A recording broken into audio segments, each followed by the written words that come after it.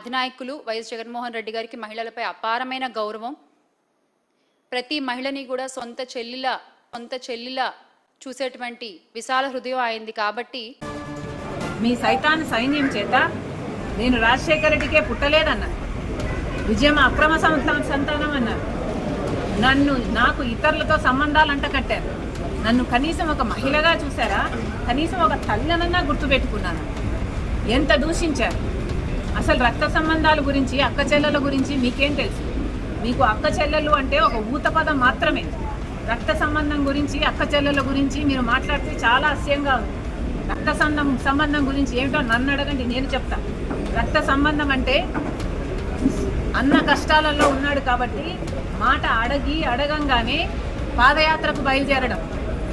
నా బిడ్డలను కాదనుకున్నా, నా భర్తను కాదనుకున్నా, ఒక్కటి కూడా ప్రతిఫలం ఆశించకుండా 3000 ఎన్నో కిలోమీటర్లు పాదయాత్ర చేసిన దాన్ని నేను. మండుటి ఎండలో ఇచ్చిన విలువ నేను.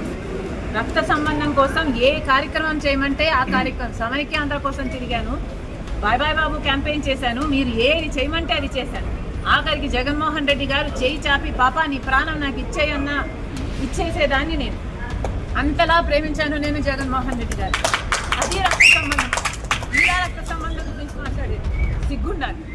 అసలు ఏ రోజైతే మీరు తల్లిని చెల్లిని కాదనుకున్నారో, వేరు చేసుకున్నారో, ఆ రోజే మీరు మనుషుల కింద మీ జాబితాలోకి, మీ మనిషి జాబితాలోకి రావడం మీరు మానేశారు.